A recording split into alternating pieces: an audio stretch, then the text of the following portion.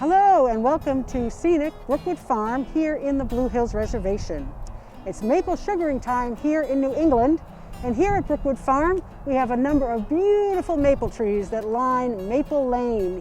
So today we're going to talk about maple sugaring since it's maple sugaring season, and we're actually going to tap a maple tree and we're going to collect some sap, and then we're going to head to the sugar shack and make some syrup. So we found ourselves a beautiful maple tree. This one is probably over 150 years old and still giving us great sap.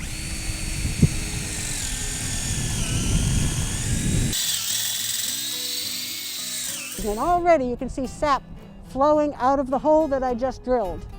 So next I'm going to tap in the spile or spout that's going to gather that sap for us.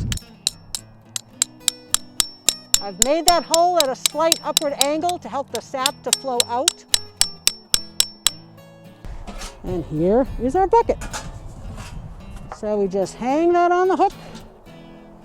And already I can hear a tap, tap, tap of that sap flowing in.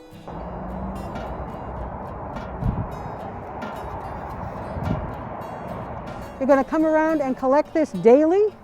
And you want to bring it right over to your sugar shack or a means where you're going to boil the sap, whether you're doing it at home in a big pot, or for us we have an evaporator here that we can boil the sap down to syrup.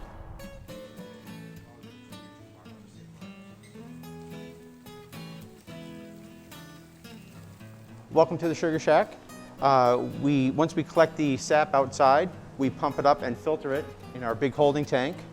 From there, it flows down through this PVC pipe into our float box. So this will keep the level of the sap in our evaporator at a constant level. So it continuously flows in as it evaporates. From there, it moves into our finishing pan. This is where the sap becomes maple syrup.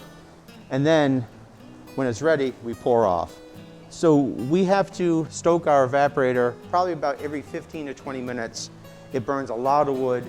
The evaporator will boil off approximately 25 gallons of water an hour, because we know that sap is 97% water and we need to bring it down to about 60%. So we need to evaporate a ton of water out of this sap to become maple syrup. As we're boiling, we want to keep an eye on the temperature.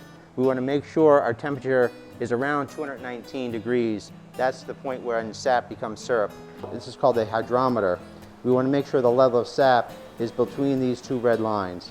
If that red line is not floating above the sap, it's not ready to go. But if it's above the level of the sap, we know that it's syrup.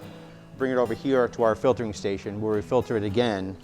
And then, once it's all filtered, we'd bring it back up to temperature about 180 degrees, and then we would bottle it in our nice bottles.